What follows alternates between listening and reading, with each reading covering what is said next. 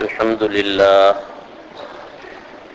لله نحمده ونستعينه ونستغفره ونؤمن به ونتوكل عليه ونعوذ بالله من شرور أنفسنا ومن سيئات أعمالنا من يهده الله فلا مضل له ومن يضلله فلا هادي له ونشهد أن لا إله إلا الله وحده لا شريك له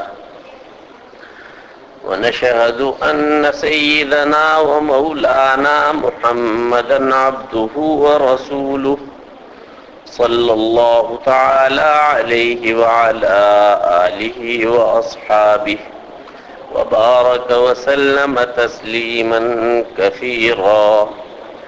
أعوذ بالله من الشيطان الرجيم. بسم الله الرحمن الرحيم. ألف لام ميم ذلك الكتاب لا ريب فيه هدى للمتقين الذين يؤمنون بالغيب ويقيمون الصلاة ومما رزقناهم ينفقون والذين يؤمنون بما أنزل إليك وما أنزل من قبلك وبالآخرة هم يوقنون أولئك على هدى من ربهم وأولئك هم المفلحون.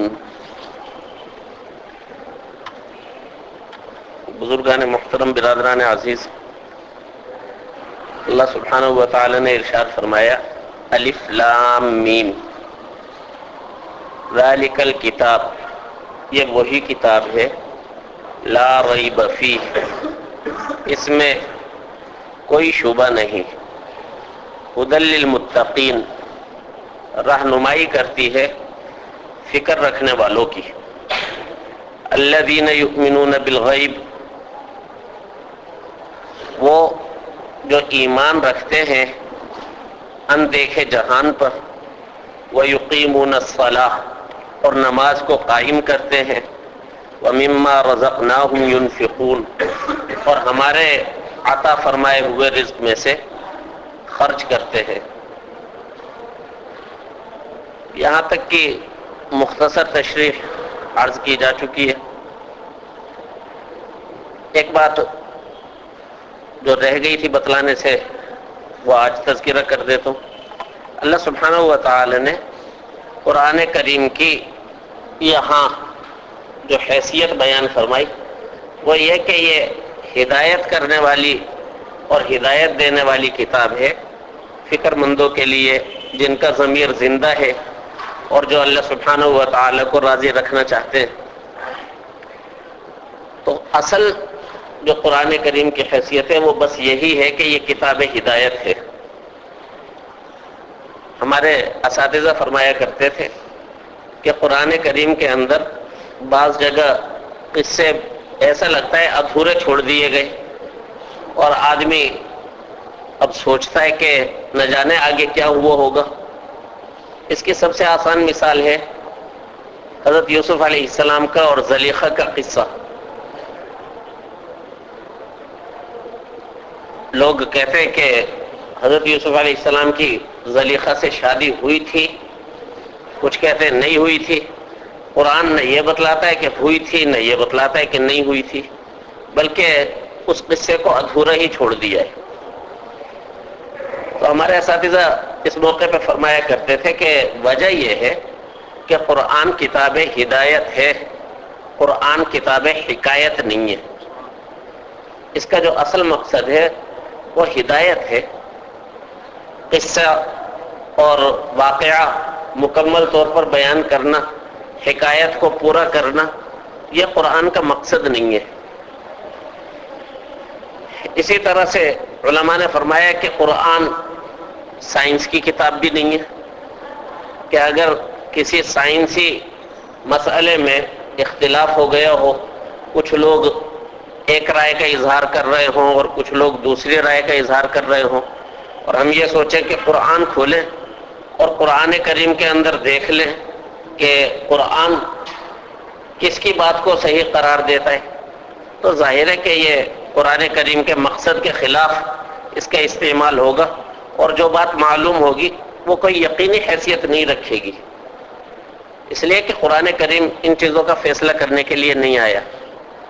ایسے ہی قرآن کریم سے اگر کوئی فلسفے کی گتھیاں سلجھانا چاہے یا منطق کے اصول نکالنا چاہے تو قرآن اس کی کتاب بھی نہیں ہے۔ حضرت مولانا انور شاہ صاحب کشمیری رحمۃ اللہ علیہ ایک عربی کا شعر پہلے سناتے تھے اور پھر کہتے تھے یہ کسی احمق شاعر کا شعر ہے۔ اس شعر میں شاعر نے قرآن کی تعریف کرتے ہوئے کہا تھا کہ قرآن کریم کے اندر ہر علم موجود ہے، ہر قسم کا علم قرآن کریم کے اندر موجود ہے، بس بات یہ ہے کہ کسی کے دماغ کی پہنچ ایک خاص مقام تک ہے، کسی کی اس سے تھوڑا آگے ہے، کسی کی اس سے تھوڑا آگے ہے، لیکن چونکہ تمام دماغ مل جائیں تب بھی قرآن کریم سے تمام علوم کو نہیں نکال سکتے، اس لیے ہمیں پتہ نہیں چلتا، ورنہ قرآن کریم کے اندر تمام کے تمام علم موجود ہیں۔ وَكُلُّ شَيْءٍ فِي الْقُرْآنِ إِلَّا تَقَاصَرَ عَنْهُ فَهْمُ الرِّجَالِ، تو یہ اس شاعر نے کہا تھا، اور حضرت فرماتے تھے کہ یہ کسی احمق شاعر کا شعر ہے، اس لیے کہ قرآن کریم کے اندر ہر قسم کا علم ہے۔ یہ بات ہی غلط ہے کہ یہ کوئی انسائکلوپیڈیا ہے، یہ تو ہدایت کی کتاب ہے اور اس کے اندر صرف ہدایت کے مضامین ہیں۔ اگر کوئی اسی نقطۂ نظر سے اللہ کی کتاب کو دیکھے گا اور مطالعہ کرے گا تو اس کو پوری پوری ہدایت ملے گی، اور اگر کوئی اس کو سائنس کی کتاب سمجھے گا، جیسے بعض لوگ کوشش کرتے اور بعض مخلص علماء نے کوشش کی ہے عرب کی طرف کہ قرآن کریم سے سائنس کے مسائل کو نکالیں، تو ہمارے علماء نے اس چیز کو پسند نہیں کیا۔ آج کا جو ہمارا مطالعے کا حصہ ہے وہ آیت نمبر 4 سے شروع ہوتا ہے۔ اللہ سبحانہ و تعالی نے ارشاد فرمایا والذین یؤمنون بما انزل الیک وما انزل من قبلک، اور وہ فکر مند جن کے لیے یہ کتاب رہنما ہے وہ ایسے ہیں کہ ایمان رکھتے ہیں اس وحی پر بھی جو آپ کی طرف نازل کی گئی ہے اور ان وحیوں پر بھی جو آپ سے پہلے نازل کی گئی ہیں، وبالآخرۃ ہم یوقنون، اور آخرت کو یقینی جانتے ہیں، آخرت کے بارے میں کسی شک اور تردد میں مبتلا نہیں ہے۔ 3 خصوصیات تو پہلے بیان کی گئی تھی۔ اندیکھی دنیا پر جو ہمارے حواس سے ماورا ہے اس دنیا پر ایمان رکھتے ہیں، اندیکھی چیزوں پر ایمان رکھتے ہیں، اور دوسری خصوصیت یہ کہ نماز کو قائم کرتے ہیں، تیسرا یہ کہ راہ خدا میں انفاق اور خرچ کرتے ہیں، چوتھی خصوصیت ان کی یہ بیان کی کہ وہ اس وحی جدید پر بھی ایمان رکھتے ہیں جو اے محمد آپ کی طرف نازل کی گئی ہے، اور پہلے پیغمبروں پر جو وحی نازل کی گئی اس پر بھی وہ ایمان رکھتے ہیں۔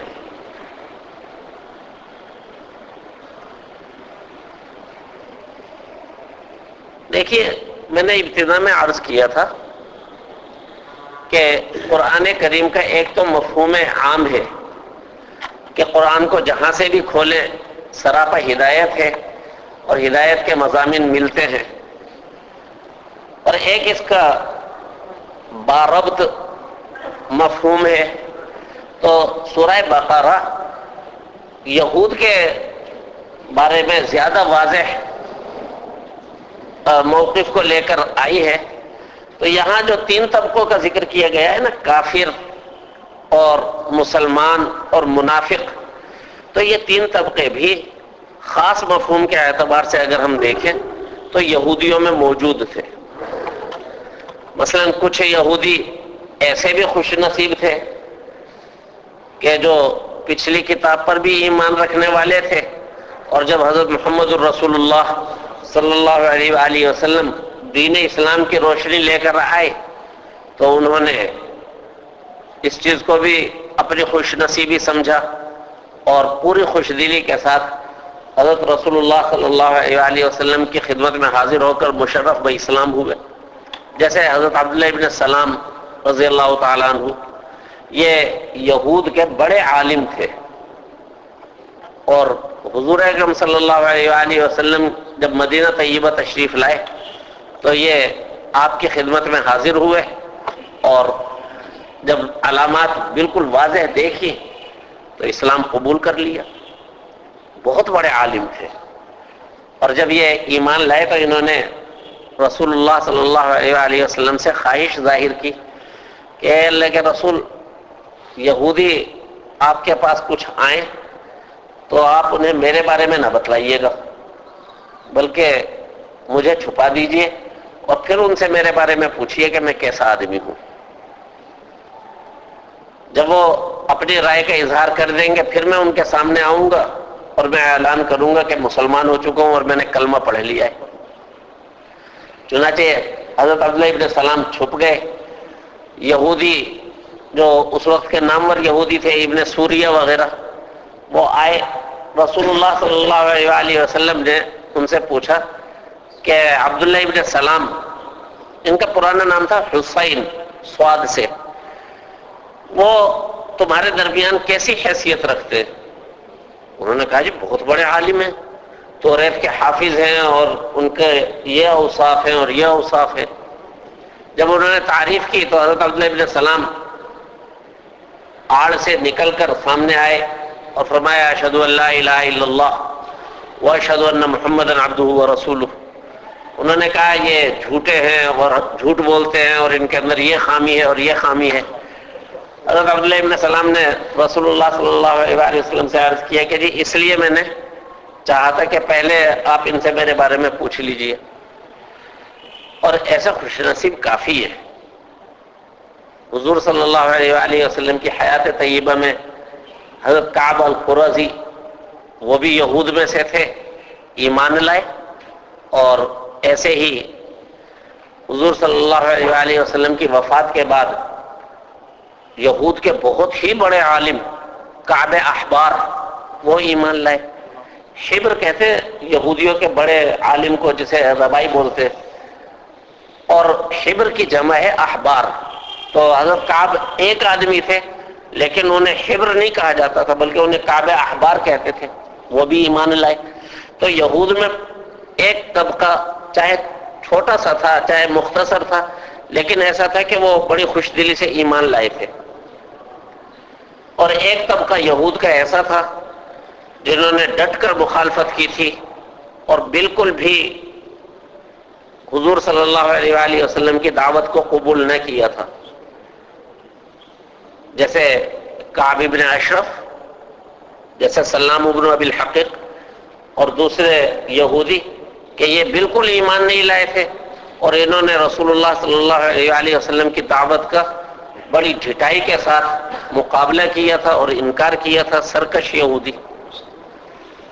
اور تیسرا طبقہ یہودیوں کا ہی ایسا تھا کہ وہ رسول اللہ صلی اللہ علیہ وآلہ وسلم کی خدمت میں آیا کرتے تھے، بیٹھا کرتے تھے، اور حضور صلی اللہ علیہ وآلہ وسلم کے سامنے اظہار بھی کر دیا کرتے تھے کہ ہمارے مذہب میں تو جناب اس طرح سے آپ پر وحی آئی ہے، آپ بھی بتلائیے. پھر جب حضور صلی اللہ علیہ وآلہ وسلم انہیں قرآن کی وحی سناتے تھے تو کہتے تھے ہاں یہ تو اللہ کا کلام ہے. بھائی تم ایمان کیوں نہیں لاتے؟ کہا جبرائیل آپ کے پاس وحی لے کر آتے، اور جبرائیل اگر کوئی وحی لے کر آئے تو ہم اس پہ ایمان نہیں لائیں گے. کبھی کہا کرتے تھے کہ اصل میں ہمیں روکا ہوا ہے اور ہمارے انبیاء کہہ کر گئے ہیں ایمان نہ لانا. لیکن یہ وہ لوگ تھے جو خوش اخلاقی کا لبادہ اوڑھ کر آیا کرتے تھے اور تصدیق بھی کیا کرتے تھے. اور اس قسم کے لوگ ہر زمانے میں رہے. مثلا ہندوستان میں گاندھی جی تھے، وہ ہندوؤں کے پنڈت تھے، مذہبی رہنما تھے، لیکن قرآن کریم کو سچی کتاب کہنے میں ان کو کوئی حرج نہیں تھا. حضور صلی اللہ علیہ وآلہ وسلم کی تعریفیں کرنے میں ان کو کوئی حرج نہیں تھا.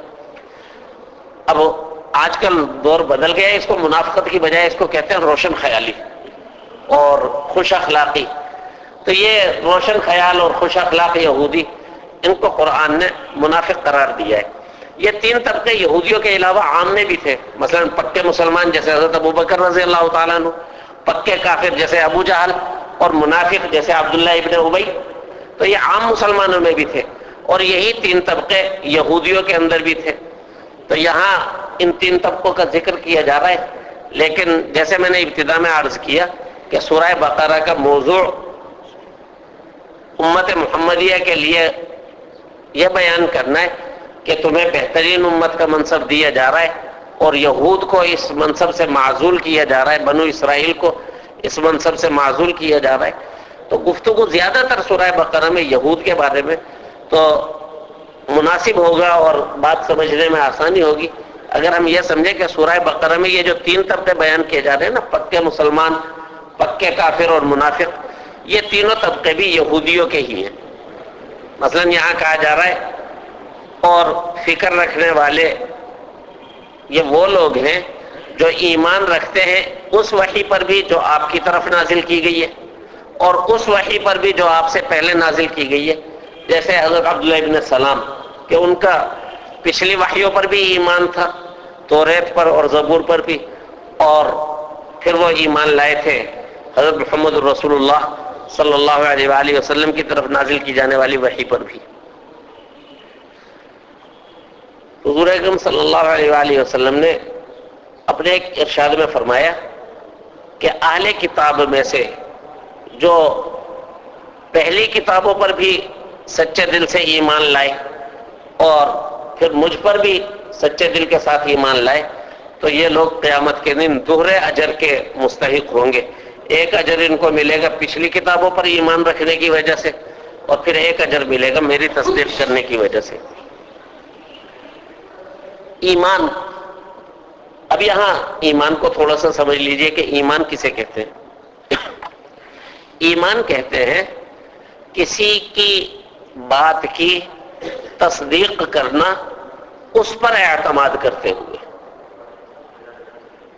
مثلا سفید کپڑے کو میں نے کہا کہ یہ سفید کپڑا ہے، آپ نے بھی دیکھا اور آپ نے کہا جی ہاں واقعی سفید کپڑا ہے، یہ تصدیق تو ہے لیکن یہ ایمان نہیں ہے، اس لیے کہ یہاں آپ نے میری جو تصدیق کی ہے اپنے مشاہدے کی بنیاد پر کی ہے۔ میں نے آپ کو جس کپڑے کے بارے میں بتلایا تھا کہ یہ سفید ہے، آپ نے بھی اس کو دیکھا اور آپ نے کہا واقعی یہ سفید ہے، تو تصدیق تو کی، لیکن تصدیق چونکہ اپنے مشاہدے کی بنیاد پر کی، اس کو ایمان نہیں کہتے۔ ایمان اس کو کہتے ہیں کہ کسی کی تصدیق کی جائے، اس کو اس کی خبر میں سچا جانا جائے، اس لیے کہ ہمیں اس پر اعتماد ہے، اس کو ایمان کہتے ہیں۔ جیسے رسول اللہ صلی اللہ علیہ وآلہ وسلم کو ان تمام باتوں میں سچا ماننا جو رسول اللہ صلی اللہ علیہ وآلہ وسلم نے ہم تک پہنچائی ہے۔ پھر جب اعتماد ہے ہمیں رسول اللہ صلی اللہ علیہ وآلہ وسلم پر، تو اس کا مطلب یہ ہے کہ آپ کی تمام باتوں پر ہمارا ایمان ہے۔ اگر ہم حضور صلی اللہ علیہ وآلہ وسلم کی بعض باتوں کی تصدیق کرتے ہیں اور بعض دیگر باتوں کی تصدیق نہیں کرتے تو یہ ایمان نہیں ہے۔ ایمان تب ہوگا جب ہمیں حضور اکرم صلی اللہ علیہ وآلہ وسلم کی ذات عالی پر اور آپ کی زبان مبارک پر یقین ہو کہ اس زبان سے جو بات نکلی ہے سچی ہی نکلی ہے۔ اساتذہ فرمایا کرتے ہیں کہ دیکھو، جس طرح صحیح الدماغ ہونے کے لیے ضروری ہے کہ دماغ کے تمام کل پرزے صحیح کام کر رہے ہوں، اور پاگل ہونے کے لیے اتنا ہی کافی ہے کہ کوئی ایک پرزہ اپنی جگہ سے ہل جائے۔ پاگل ہونے کے لیے یہ ضروری نہیں ہے کہ سارے پرزے خراب ہوں، بلکہ پاگل ہونے کے لیے اتنا ہی کافی ہے کہ دماغ کا کوئی ایک پرزہ فیل ہو جائے۔ ایسے ہی مؤمن ہونے کے لیے یہ ضروری ہے کہ حضور صلی اللہ علیہ وآلہ وسلم کے لائے ہوئے پورے دین پر 100% ایمان ہو۔ لیکن کافر ہونے کے لیے یہ ضروری نہیں ہے کہ 100% کا انکار کیا جائے، بلکہ کافر ہونے کے لیے یہی کافی ہے کہ کسی ایک بات کا انکار کر دیا۔ حضور اکرم صلی اللہ علیہ وآلہ وسلم پر ایمان رکھنے کے لیے یہ ضروری ہے کہ آپ کی پوری 100% تصدیق کی جائے. پھر اس تصدیق کے اندر یہ بھی داخل ہے کہ رسول اللہ صلی اللہ علیہ وآلہ وسلم کو سچا جانا جائے، اور یہ بھی داخل ہے کہ حضور صلی اللہ علیہ وآلہ وسلم کو سچا مانتے ہوئے آپ کے لائے ہوئے دین کو قبول کیا جائے.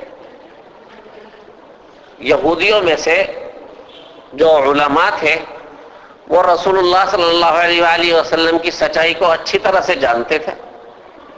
قرآن نے خود اس بات کو بیان کیا ہے، فَلَمَّا جَاءَهُم مَّا عَرَفُوا بِهِ، جب ان کے پاس وہ چیز آ گئی جس کو وہ پہچانتے تھے.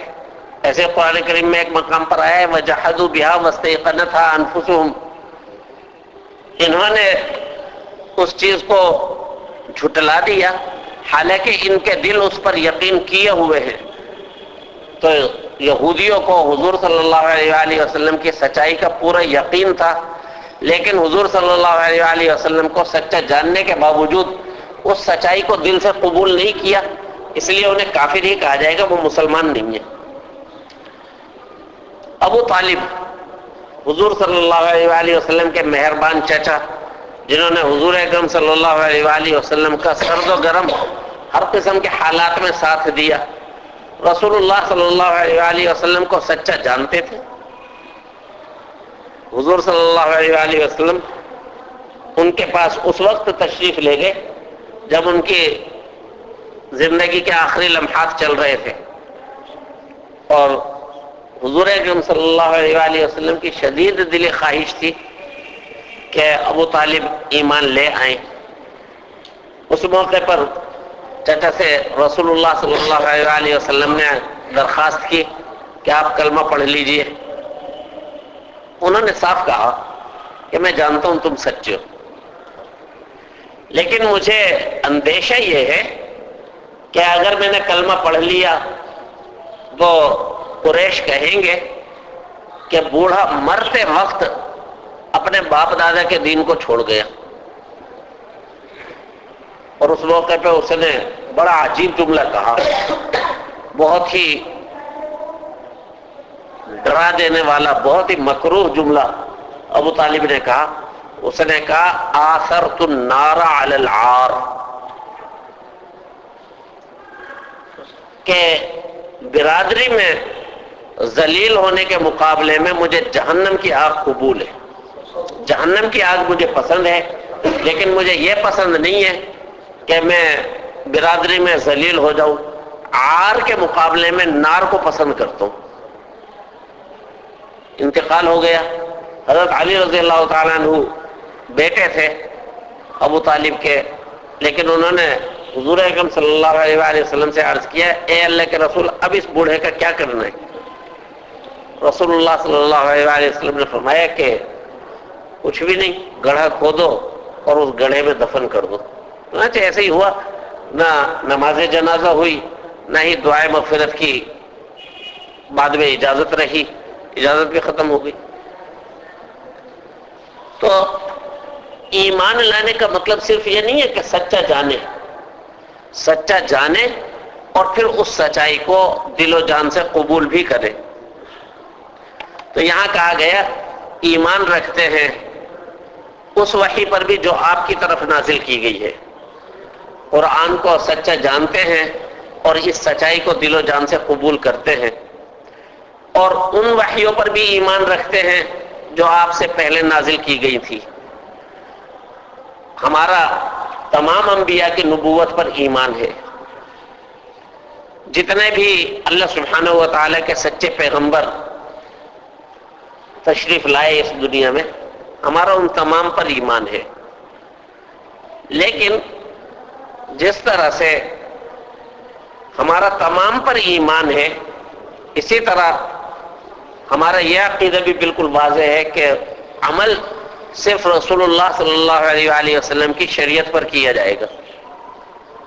جیسے ایک آدمی کسی بھی مسئلے میں دنیا بھر کے تمام ماہرین فن کی مہارت کو تسلیم کرتا ہو، لیکن ظاہر ہے کہ رجوع جس سے کر رہا ہے صرف اسی سے اپنے مسئلے کے بارے میں مشورہ کرے گا، اور اگر وہ دنیا بھر کے تمام ماہر ڈاکٹروں کی آراء جمع کرنا شروع کر دے اور تمام کا بیک وقت علاج شروع کر دے تو ظاہر ہے صحت نہیں ہو سکے گی۔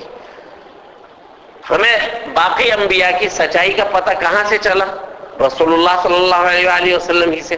اگر رسول اللہ صلی اللہ علیہ وآلہ وسلم ہمیں نہ بتلاتے تو ہمیں باقی انبیاء کی سچائی کا پتہ نہیں چلنا تھا۔ تو جس پیغمبر نے ہمیں یہ بتلایا کہ تمام نبیوں پر ہمارا ایمان ضروری ہے، تمام انبیاء سچے ہیں، اسی پیغمبر نے ہمیں یہ بتلایا کہ میرے آنے کے بعد اب صرف میری ہی شریعت پر عمل کرنے کی گنجائش ہے، پچھلی شریعتوں پر عمل کرنے کی گنجائش نہیں ہے۔ حضرت عیسیٰ علیہ السلام زندہ سلامت آسمانوں پر موجود ہیں، قیامت کے قریب اتریں گے۔ جلیل القدر صاحب کتاب نبی ہونے کے باوجود جب دنیا میں دوبارہ تشریف لائیں گے تو وہ شریعت محمدی کے مطابق چلیں گے، شریعت محمدی کے مطابق فیصلہ کریں گے۔ اس لیے حضرت عیسیٰ علیہ السلام کے بارے میں کہا جاتا ہے کہ حضرت عیسیٰ علیہ السلام رسول بھی ہیں اور حضرت عیسیٰ علیہ السلام امتی بھی ہیں، صحابی بھی ہیں، کیونکہ معراج کے موقع پر اپنی دنیاوی زندگی کے دوران ہی رسول اللہ صلی اللہ علیہ وآلہ وسلم کو دیکھ چکے ہیں اور آخر میں تشریف لائیں گے، اس اعتبار سے آخر کے امتی بھی ہیں۔ تو تمام انبیاء پر ہمارا ایمان ہے، لیکن عمل جو کیا جائے گا وہ صرف شریعت محمدی علی صاحبہ الصلاۃ والسلام پر کیا جائے گا۔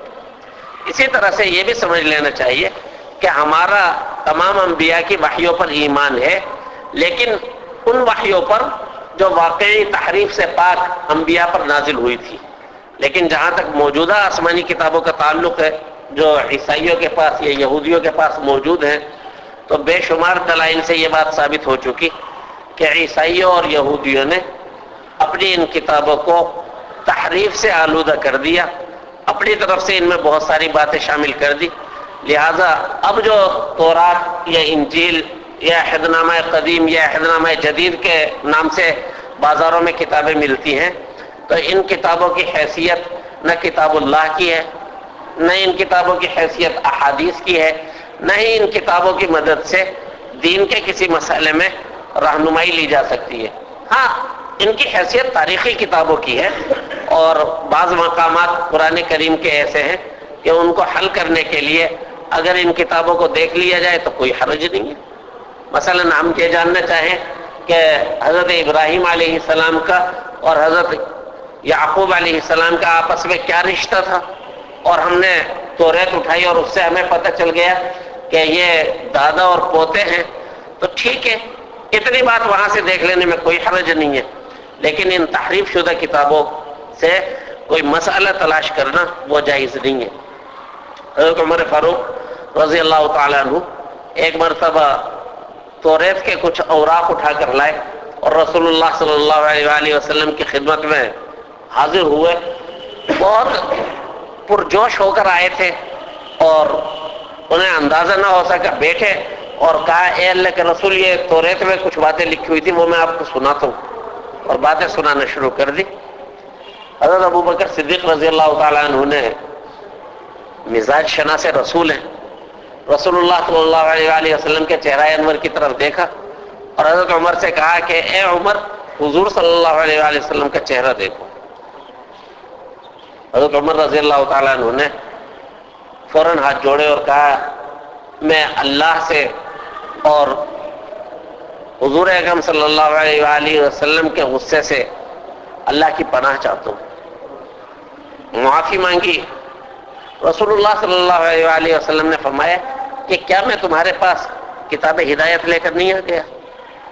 اب تمہیں کیا ضرورت ہے کہ تم توریت یا انجیل کی طرف رجوع کرو؟ تو بس وہ تاریخی حیثیت رکھنے والی ہے، لیکن ان کی حیثیت قرآن کی بھی نہیں ہے اور ان کی حیثیت حدیث کے برابر بھی نہیں ہے، اس لیے کہ گڑبڑ بہت ہو چکی، تحریف اس کے اندر بہت زیادہ کر دی گئی۔ ایک اور بات وہ یہ کہ قرآن کریم پورا کا پورا دیکھ لیجئے، حضور اکرم صلی اللہ علیہ وآلہ وسلم پر ایمان رکھنے کا ذکر ہے اور حضور صلی اللہ علیہ وآلہ وسلم سے پہلے انبیاء پر ایمان رکھنے کا ذکر ہے، لیکن کہیں پر بھی اشارتاً بھی یہ تذکرہ نہیں ملتا کہ آپ کے بعد. تو یہاں ایک باریک سا اشارہ بتلا دیا گیا کہ آپ آخری نبی ہیں. آپ سے پہلے انبیاء ہو سکتے ہیں لیکن آپ کے بعد نہیں. یہاں کہا گیا ہے وَمَا أُنزِلَ مِن قَبْلِكَ. اگر وحی بعد میں بھی آنے والی ہوتی تو کہا جاتا وَمَا أُنزِلَ مِن قَبْلِكَ وَمِن بَعْدِكَ، کہ ایمان رکھتے ہیں اس وحی پر بھی جو آپ سے پہلے نازل ہوئی اور اس وحی پر بھی جو آپ کے بعد نازل ہوگی. لیکن نہیں، رسول اللہ صلی اللہ علیہ وآلہ وسلم خاتم النبیین ہیں. آپ کے بعد وحی کا دروازہ ہمیشہ کے لیے بند ہو چکا. رسول اللہ صلی اللہ علیہ وآلہ وسلم نے فرمایا کہ میری اور دیگر انبیاء کی مثال ایسے ہے کہ جیسے کسی بادشاہ نے ایک عظیم الشان محل تعمیر کیا اور اس محل کو ہر اعتبار سے مکمل کیا اور صرف ایک پتھر کی جگہ اس میں چھوڑ دی گئی.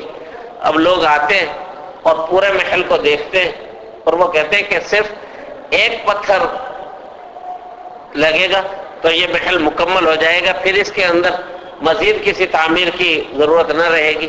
فرمایا وہ آخری پتھر میں ہوں کہ جب میں آ گیا تو اب نبوت کی عمارت مکمل ہو گئی. اب رسول اللہ صلی اللہ علیہ وآلہ وسلم کے بعد اگر کوئی نبوت کا دعویٰ کرے، چاہے مستقل نبوت کا دعویٰ کرے، چاہے حضور صلی اللہ علیہ وآلہ وسلم کے تابع نبوت کا دعویٰ کرے، یہ بھی ایک چالاکی ہے کہ مستقل تو نہیں، حضور کے تابع ہو کر تو کسی بھی قسم کی نبوت کا دعویٰ کرے، امت کا اجماع ہے کہ وہ کافر ہے. بلکہ علماء نے یہ فرمایا کہ اگر کوئی حضور صلی اللہ علیہ وآلہ وسلم کے بعد نبوت کا دعویٰ کرے اور کوئی اس سے پوچھے تمہارے نبی ہونے کی دلیل کیا ہے، تو دلیل پوچھنے والا بھی کافر ہے. اس لیے کہ دلیل پوچھنے کا کیا مطلب، اس کو اس کے منہ پر کہنا چاہیے کہ تو جھوٹا ہے. رسول اللہ صلی اللہ علیہ وآلہ وسلم کے تشریف لانے سے نبوت کی عمارت مکمل ہو گئی، اب اس میں کسی اینٹ روڑے کی ضرورت نہیں ہے. وَبِالْآخِرَةِ هُمْ يُوقِنُونَ، آخرت پر بھی یقین رکھتے ہیں. یہ پانچویں خصوصیت بیان کر دی. دیکھیے شروع میں کہہ دیا تھا یؤمنون بالغیب، اندیکھی چیزوں پر ایمان رکھتے ہیں. اندیکھی چیزوں میں آخرت بھی آ گئی، لیکن یہاں اس کو خصوصی طور پر الگ سے ذکر کیا گیا یہ بتلانے کے لیے کہ اندیکھی چیزوں میں ایک جو بہت ہی عظیم الشان چیز ہے وہ آخرت ہے. اور جن لوگوں کے لیے یہ کتاب رہنمائی فراہم کرتی ہے ان کی بہت اہم خصوصیت یہ ہے کہ بغیر کسی شک اور تردد کے آخرت پر بھی ان کا ایمان ہے. ہمارا آخرت پر ایمان اس عقیدے پر مشتمل ہے کہ دنیا کے اندر ہم جو کچھ بھی کر رہے ہیں اپنے اس کرنے میں، آنے جانے میں، کھانے کمانے میں، تقریبات کرنے میں ہم بالکل آزاد نہیں ہیں، بلکہ ایک عظیم الشان قانون ہمیں دیا گیا ہے. اس قانون کے ہم پابند ہیں اور ہماری ایک ایک حرکت کو نوٹ کیا جا رہا ہے کہ اس قانون کے مطابق ہمارا عمل ہے یا اس قانون کے مطابق ہمارا عمل نہیں ہے. اور جب موت آ جائے گی اور موت کے بعد ایک وقت ایسا آئے گا کہ اس کائنات ہی کو لپیٹ دیا جائے گا، تب فیصلے کا دن آئے گا اور اس فیصلے کے دن اعمال نامے کھولے جائیں گے اور دیکھا جائے گا کہ کس کا عمل کتنا قانون الہی کے مطابق تھا اور کس کا عمل قانون الہی کے خلاف تھا. پھر وہ جنہوں نے اپنی زندگی اللہ سبحانہ و تعالی کے قانون کے مطابق گزاری ہوگی انہیں جنت میں بھیجا جائے گا، اور جنہوں نے اللہ سبحانہ و تعالی کے قانون کو تسلیم نہیں کیا ہوگا وہ ہمیشہ کے لیے ابد الآباد جہنم کے مستحق ہوں گے. اور وہ کہ جنہوں نے قانون الہی کو تسلیم تو کیا لیکن کوتاہیاں بھی کی، نافرمانیاں بھی کی، تو ان کا معاملہ اللہ سبحانہ و تعالی کے سپرد ہے. وہ رحمان و رحیم اگر چاہے گا تو انہیں بھی بخش دے گا، اور اگر وہ چاہے تو اپنے انصاف کے مطابق انہیں پوری پوری سزا دے اور پھر کلبے کی برکت سے ان کو بھی جنت میں بھیج دے. یہ جو پورا عقیدہ ہے اس عقیدے کا نام ہے عقیدہ آخرت، اور اس کو یہاں خصوصی طور پر ذکر کیا گیا کہ یہ آخرت پر ایمان رکھتے ہیں، بلکہ یقین کا لفظ بولے، یقین رکھتے ہیں کہ کسی شک اور کسی تردد میں مبتلا نہیں ہے. اور علماء نے فرمایا کہ عقیدہ آخرت ہی وہ چیز ہے جو انسان کو اس کے تمام عقیدوں میں سچا اور باعمل بناتا ہے. مثلا اگر آخرت پر ہمارا یقین نہ ہو تو عقیدہ توحید وہ بس ایک رسمی عقیدہ ہوگا. اگر آخرت پر ہمارا ایمان نہ ہو تو حضور صلی اللہ علیہ وآلہ وسلم کے ساتھ ہماری محبت رسمی اور نمائشی ہو کر رہ جائے گی. لیکن جب آخرت پر ایمان ہے تو پھر ہمیں توحید کے تقاضے بھی سمجھ میں آتے ہیں, پھر ہمیں ایمان بالرسالہ کا بھی پورا مفہوم سمجھ میں آتا ہے.